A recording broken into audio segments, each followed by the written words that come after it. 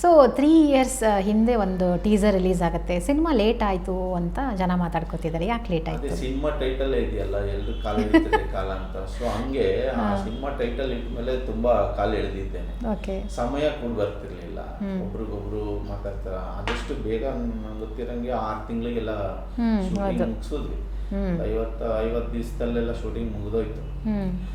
So ಅದಾದ್ಮೇಲೆ ಅದನ್ನ interest ತಗೊಂಡು ಒಂದು ರೆಟ್ರೋ ಸಿನಿಮಾ ಮಾಡಬೇಕು ಅಂದ್ರೆ ತುಂಬಾ ಟೈಮ್ ತಗೊಳುತ್ತೆ. 1980-85 ಇಸ್ವಿಗೆ ನಾವು ಕರ್ಕೊಂಡು ಹೋಗ್ತೀವಿ ಅಂದ್ರೆ ಆಡಿಯನ್ಸ್ ನ, ಹಿಂದೆಗಡೆ ಒಂದು ಟ್ಯಾಂಕು ಇರಬಾರ್ದು.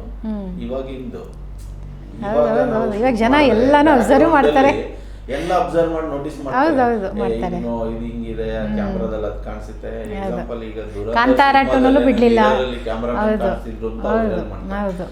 ಸೊ ನಾವು ಆ ತರದಲ್ಲಿ ಒಂದು ನಮಗೆ ಗೊತ್ತಿರೋಷ್ಟು ಮಟ್ಟಿಗೆ ರೆಟ್ರೋ ಫೀಲ್ಗೆ ಕರ್ಕೊಂಡು ಹೋಗ್ಬೇಕು ಅಂತ ಒಂದು ಹಳ್ಳಿ ಹುಡುಕಿ, ಆ ಹಳ್ಳಿಲಿ ಜನಗಳನ್ನ ಮೇಂಟೈನ್ ಮಾಡ್ಕೊಂಡು, ಅವರೆಲ್ಲ ಹಳ್ಳಿಯವರು ಇರ್ತಾರೆ.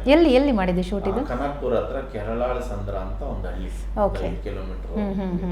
ಸೊ ನಮ್ ಕತೆಗೆ ತಕ್ಕನಾಗ ಒಂದು ಹಳ್ಳಿ ಸಿಕ್ತು. ಆ ಹಳ್ಳಿ ಜನ ಮೇಂಟೈನ್ ಮಾಡೋದು ಕಷ್ಟ. ಪಾಪ ತುಂಬಾ ಸಪೋರ್ಟ್ ಮಾಡಿದ್ರು ಊರಿನ ಜನ, ನಮ್ಗೆ ಏನ್ ಬೇಕೋ ಎಲ್ಲಾ ರೀತಿಯಲ್ಲಿ ಸಪೋರ್ಟ್ ಮಾಡಿದ್ರು ಅವರು.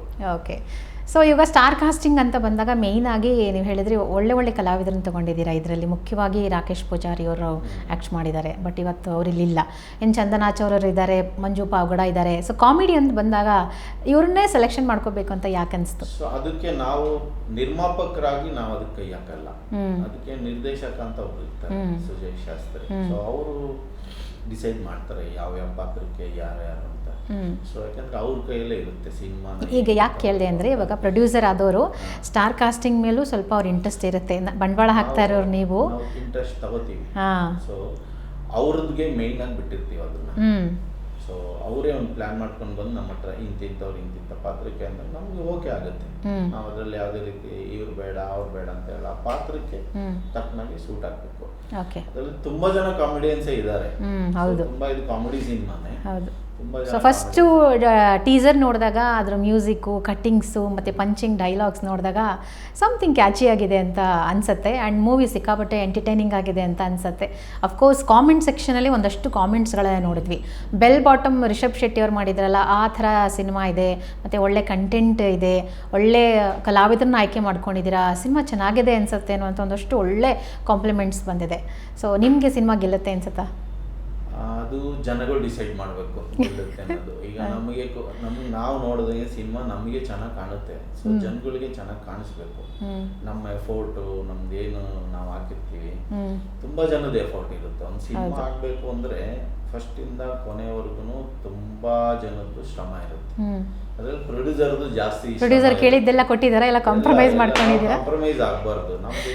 ನಮ್ಮ ಗೋಕುಲ ಎಂಟರ್ಟೈನರ್ಸ್ ಅಲ್ಲಿ 3ನೇ ಸಿನಿಮಾ. ಸೊ ಫಸ್ಟ್ ಸಿನಿಮಾ ಒಂದು ಕ್ವಾಲಿಟಿ ಅಷ್ಟು ಇರ್ಲಿಲ್ಲ. ನಾವೇ ನೋಡಿದಾಗ ನಮ್ಗೆ ಅನಿಸ್ತು, ನಾನು ಯಾಕೆ ಈ ತರ ಸಿನಿಮಾ ಮಾಡಿದೆ, ಅದು ಬಿಟ್ಟು ಬೆಟರ್ ಒಂದು ಸಿನಿಮಾ ಮಾಡೋಣ, ಚೆನ್ನಾಗಿ ಒಂದು ಸಿನಿಮಾ, ಕ್ವಾಲಿಟಿಯಾಗಿ ಒಂದು ಸಿನಿಮಾ ಮಾಡೋಣ ಅಂತ ಕೃಷ್ಣ ಟಾಕೀಸ್ ಮಾಡಿದ್ವಿ. ಅದು ತುಂಬಾ ಚೆನ್ನಾಗಿ ರೀಚ್ ಆಯ್ತು. ಕೋವಿಡ್ ಟೈಮಲ್ಲೂ ರಿಲೀಸ್ ಮಾಡಿದ್ವಿ. ಅಂಥದ್ರಲ್ಲೂ ಜನ ಅದನ್ನ ಅಕ್ಸೆಪ್ಟ್ ಮಾಡ್ಕೊಂಡು ಒಂದು ಉದಯ ಟಿವಿ ಅನ್ನೋ ಒಂದು ಸಂಸ್ಥೆ ತಗೊಂಡ್ರು. ಸೊ ಅದು ಈಗಲೂ ಚೆನ್ನಾಗಿ ಆಗ್ತಿದೆ, ಅದು ಚೆನ್ನಾಗಾಯ್ತು. ಆಮೇಲೆ ನೆಕ್ಸ್ಟ್ ಈ ಸಿನಿಮಾ ಬಂದಾಗ ನಾವು ಕ್ವಾಲಿಟಿಲಿ ಯಾವುದು ಕಾಂಪ್ರಮೈಸ್ ಆಗಬಾರ್ದು. ಸಿನಿಮಾ ಅಂದ್ರೆ ಕ್ವಾಲಿಟಿ. ಅದೇ ಸ್ವಲ್ಪ ಗ್ಯಾಪ್ ಆಯಿತು ಮಧ್ಯದಲ್ಲಿ ಅಲ್ವಾ? ಸೊ ಯಾಕೆ ಆ ಗ್ಯಾಪ್? ಅದೇ ಸಿನಿಮಾ ಲೇಟ್ ಆಗಿತ್ತು ಅಲ್ಲ, ಕೃಷ್ಣ ಟಾಕೀಸ್ ಆದ್ಮೇಲೆ ಮಧ್ಯದಲ್ಲಿ ಸಿನಿಮಾ ಬಗ್ಗೆ ಯೋಚನೆ ಮಾಡ್ತಾ ಇದ್ರಾ? ಅಂದ್ರೆ ಅದಕ್ಕೆ ತಕ್ಕನಾಗೆ ಕಥೆಗಳು ಸಿಗ್ಬೇಕು, ನಮಗೂ ಅದನ್ನ ಟೈಮ್ ತಗೋಬೇಕು ಸ್ವಲ್ಪ. ತುಂಬಾ ಜನ ಡೈರೆಕ್ಟರ್ಗಳು ಬರ್ತಾರೆ, ಕತೆ ಹೇಳ್ತಾರೆ, ಅಲ್ಲಿ ಹಂಗ್ ಮಾಡ್ಬಿಡ್ತೀವಿ, ಲೋ ಬಜೆಟ್ ಅಲ್ಲಿ ಮಾಡ್ಬಿಡ್ತೀವಿ, ಹಂಗಾಗ್ಬಿಡುತ್ತೆ ಹಿಂಗಾಗ್ಬಿಡುತ್ತೆ ಅಂತ ಪ್ರೊಡ್ಯೂಸರ್ನ ಅಲ್ಲೆಲ್ಲ ಕೂರಿಸ್ತಾರೆ. ತುಂಬಾ ಜನಕ್ಕೆ ನಾನು ಪ್ರತಿ ಆನ್ಸರ್ ಉತ್ತರ ಕೊಟ್ಟಿದ್ದೀನಿ. ಏನಂದ್ರೆ ನಿಮ್ಮ ಮನೆ, ನಿಮ್ಮ ಜಮೀನು ಅಡ ಇಟ್ಬಿಟ್ಟು ಸಿನಿಮಾ ಮಾಡಿ ಗೆಲ್ಲಿ, ಗೆದ್ದ ಮೇಲೆ ಬನ್ನಿ ನಮ್ಮ ಹತ್ರ.